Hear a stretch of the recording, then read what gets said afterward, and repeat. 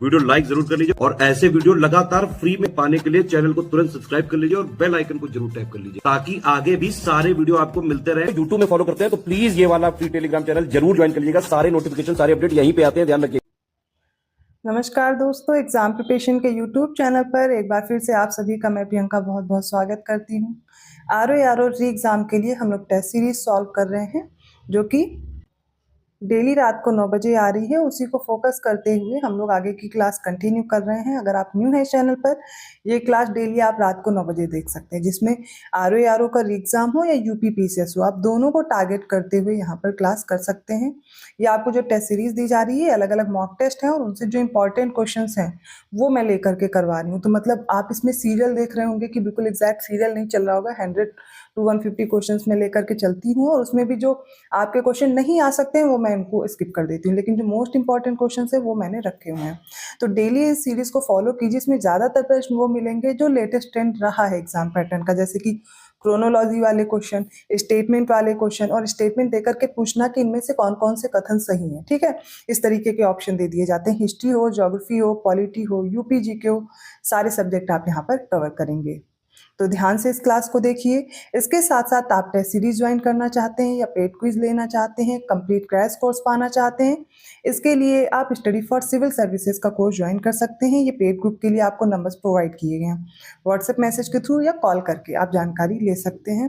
कोशिश कीजिए अभी जो आप पढ़ रहे हैं उसको रिवाइज कीजिए, साथ में अच्छे से प्रैक्टिस कीजिए। और प्रैक्टिस के लिए आपको टेस्ट सीरीज अवेलेबल कराई जा रही है, जो कि आपको पता है जो अभी लेटेस्ट ट्रेंड रहा है यूपीपीएससी का और बदलता जा रहा है, तो उसके अकॉर्डिंग आप खुद को तैयार कीजिए। आप वही पैटर्न फॉलो कीजिए, ना कि आप अलग से ऐसा कंटेंट पढ़ रहे हो जो आपके एग्जाम के लिए इंपॉर्टेंट भी ना हो और आपका टाइम वेस्ट हो जाए। ठीक है, तो आपको अब इतना पता होगा, आप एग्जाम देते हुए इतना समझ गए होंगे कि आपको कैसा ट्रेंड और पैटर्न रहा है और कैसे आपको कंटेंट अपना चूज करना है। ठीक है, इसके अलावा मैं जानकारी देना चाहूँगी, अगर आप कोर्स लेना चाहते हैं स्टडी फॉर सिविल सर्विसेज का, तो ऐप डाउनलोड कर लीजिए। ऐप से आपको कोर्स मिल जाएगा, जिससे आप आसानी से परचेज कर पाएंगे और ज्ञान सर कूपन कोड अप्लाई करेंगे तो डिस्काउंट भी मिल जाएगा।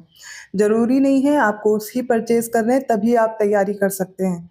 अगर आप सेल्फ स्टडी कर रहे हैं तो टेस्ट सीरीज ले लीजिए, या फिर जो यूट्यूब पे स्टडी फॉर सिविल सर्विसेज का चैनल है उसे फॉलो करते रहिए, वहां पर आपको टेस्ट सीरीज प्रोवाइड की जा रही है। ठीक है, तो दोनों आपके पास ऑप्शंस अवेलेबल हैं, आप जैसे भी मेहनत कर सकते हैं उस तरह तैयार कीजिए। इस चैनल पर आपको जीएस के जो इंपॉर्टेंट कंटेंट है, जैसे कि टॉपिक वाइज है, वो दोपहर 1 बजे आता है और रात को 9 बजे प्रैक्टिस कराई जा रही है। ठीक है, तो ये प्रैक्टिस की क्लास में कंटिन्यू कर रही हूँ। आप डेली ऐसे ही क्वेश्चन देख सकते हैं जो मोस्ट इंपॉर्टेंट है, और रेगुलर अगर आप इसको फॉलो कर रहे हैं ना, रिवाइज कर लेंगे डेफिनेटली, जैसे कि अभी पीसीएस के पेपर में भी क्वेश्चन थे और ऐसे आगे भी मिलेंगे आपको। ठीक, चलिए स्टार्ट करते हैं क्लास। 68 क्वेश्चन देखिए, निम्नलिखित में से सही विकल्प चुनना है। आपको कुछ इंपॉर्टेंट डेज दिए गए हैं, जैसे कि 14 नवंबर विश्व ऊर्जा संरक्षण दिवस, 22 मई विश्व आर्द्र भूमि दिवस, 2 फरवरी विश्व जैव विविधता दिवस और 22 मार्च विश्व जल दिवस। कौन से इसमें से करेक्ट है? ठीक है, चलिए एक एक करके देखते हैं। सबसे पहले 14 नवंबर विश्व ऊर्जा संरक्षण दिवस या वर्ल्ड एनर्जी कंजर्वेशन डे कब होता है? 14 नवंबर को। 22 मई को क्या होता है? तो विश्व जैव विविधता दिवस, वर्ल्ड बायोडाइवर्सिटी डे, ये इनकरेक्ट हो जाएगा।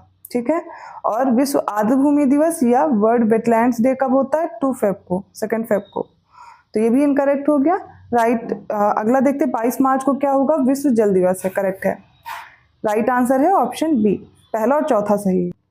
69 क्वेश्चन देखिए, निम्नलिखित का मिलान करें। एक तरफ लोक नाट्य है और संबंधित राज्य हैं, दासकठिया है, अंकिया नाट है, जसीन है और भंडैती है, और लोकेशंस में आपको बुंदेलखंड यूपी, उड़ीसा, कश्मीर और असम दिया गया है। बताइए कौन सा करेक्ट है? एक एक करके हम लोग देखेंगे। तो देखिए, जो यूपी का है वो आपको याद होना चाहिए। तो यूपी में कौन सा होता है?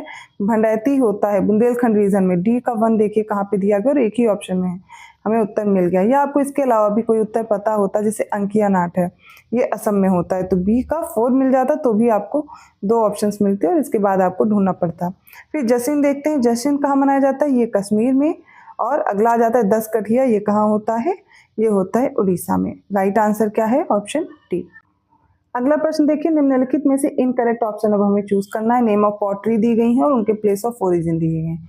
तो मिट्टी के बर्तनों के नाम है, उनका उत्पत्ति स्थल क्या है? तो नीले मृदभांड या blue pottery, Jaipur Rajasthan, black pottery Ukhrul Manipur, और फिर है कारीगिरी पॉटरी, ये कटक उड़ीसा में, और कागजी जो पॉटरी है वो अलवर राजस्थान में दी गई है। कौन सा करेक्ट है, चलिए देखते हैं कौन सा इनकरेक्ट होगा, वही हमारा राइट आंसर होगा। देखिए नीले मृदभान या ब्लू जो पॉटरी है वो जयपुर राजस्थान में होता है। ब्लैक पॉटरी अखरूल मणिपुर में देखने को मिलेगी। कारीगिरी मृदभान ये कहाँ है, तमिलनाडु में, तो ये कटक उड़ीसा गलत हो जाएगा।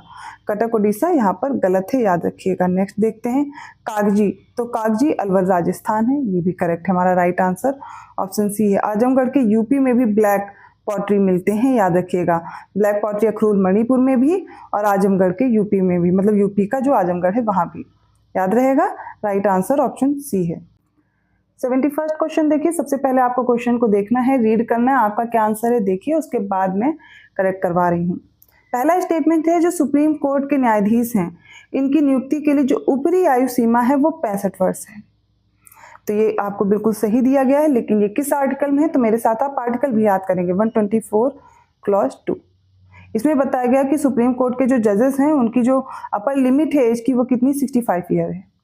नेक्स्ट है संघ लोक सेवा आयोग के सदस्य के रूप में नियुक्ति के लिए जो ऊपरी आयु सीमा है वो कितनी है, 65 वर्ष है, ये भी करेक्ट है। तो इसके लिए कौन सा आर्टिकल है, 316 क्लॉज 2, अब याद रहेगा। फिर आता है हाई कोर्ट के न्यायाधीश के लिए जो ऊपरी आयु सीमा है वो 62 वर्ष है, तो ये भी करेक्ट है और ये हो जाएगा आर्टिकल 217 क्लॉज 1, ठीक है, 217 क्लॉज 1 में दिया गया है ऐसा। अगला स्टेटमेंट देख लीजिए, राज्य लोक सेवा आयोग के सदस्य के रूप में नियुक्ति की जो ऊपरी आयु सीमा है वो 62 वर्ष है, ये किस में दिया गया, आर्टिकल 316 क्लॉज 2 में। अब नहीं भूलेंगे, राइट आंसर ऑप्शन डी है, आर्टिकल भी मैं साथ में बता रही हूँ, ठीक है, तो याद कर लीजिए। 72 क्वेश्चन देखिए, सही विकल्प चुनना है। रिवोल्यूशन दी गई हैं, उनसे रिलेटेड फील्ड्स, और आज ही मैंने ये क्लास में कराया हुआ है। तो कृष्ण क्रांति या ब्लैक रिवोल्यूशन खनिज तेल के क्षेत्र में आत्मनिर्भरता हेतु है। नेक्स्ट है भूरी क्रांति या brown revolution non conventional energy and fertiliser production के लिए है। थर्ड है अमृत रिवोल्यूशन, ये स्कीम है किसके लिए, रिवर्स को इंटरलिंक करने के लिए, जोड़ने के लिए। करेक्ट आंसर है ऑप्शन सी, तीनों करेक्ट है। 73 क्वेश्चन देखिए, निम्नलिखित में से सही विकल्प चुनने हैं। पहले तीनों स्टेटमेंट देखिए, जो सैला डांस है, सैला नृत्य एमपी की बैगा जनजाति के द्वारा, इनके पुरुषों के द्वारा किया जाने वाला प्रसिद्ध नृत्य है। नेक्स्ट, अरुणाचल प्रदेश में विवाह के दौरान जाजिंजा नामक लोकगीत गाया जाता है, और जात्रा गुजरात का सबसे प्राचीन लोक नृत्य कीर्तन है। बताइए कौन सा करेक्ट है। तो सैला कहाँ होता है, एमपी में होता है। अरुणाचल प्रदेश में विवाह के दौरान जाजिंजा लोकगीत गाया जाता है, लेकिन जो जात्रा है ये वेस्ट बंगाल का प्राचीन लोक नृत्य कीर्तन है। कहाँ का, वेस्ट बंगाल का, पश्चिम बंगाल का, ना कि गुजरात का है। तो राइट आंसर ऑप्शन है, पहला और दूसरा करेक्ट है। 74 क्वेश्चन देखिए, सही विकल्प चुनना है। साइंस से रिलेटेड भी क्वेश्चन है इसमें।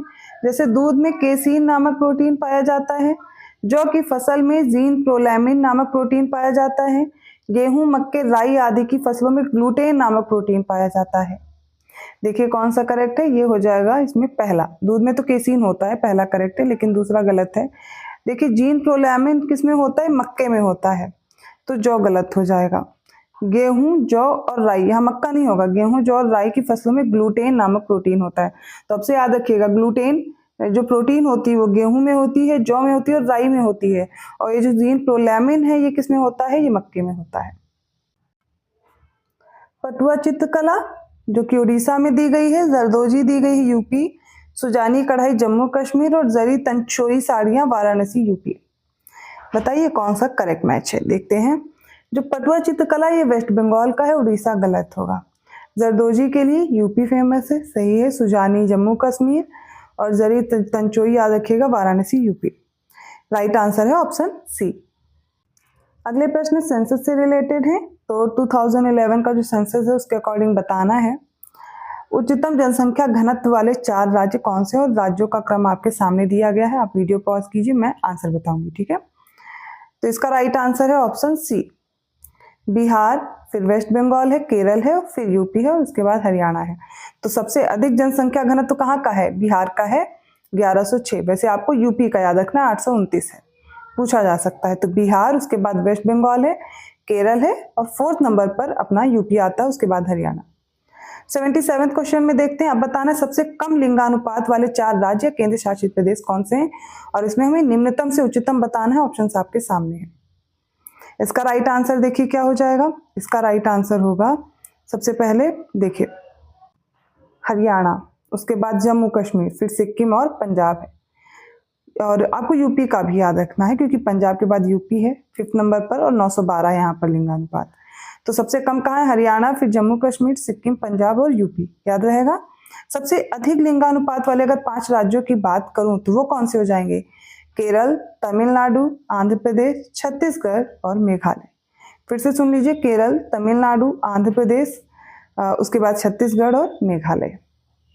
78 क्वेश्चन देखिए, उत्तर प्रदेश की जनगणना के संबंध में सही विकल्प बताना। क्षेत्रफल की दृष्टि से यूपी चौथे स्थान पर है, करेक्ट हो जाएगा, और जनसंख्या की दृष्टि से ये पहले स्थान पर है। साक्षर जनसंख्या वृद्धि के मामले में यूपी क्या है? तीसरे स्थान पर है। तो यहाँ पर साक्षरता के मामले में यूपी किस स्थान पर आता है? तीसरे स्थान पर 57.25% के साथ।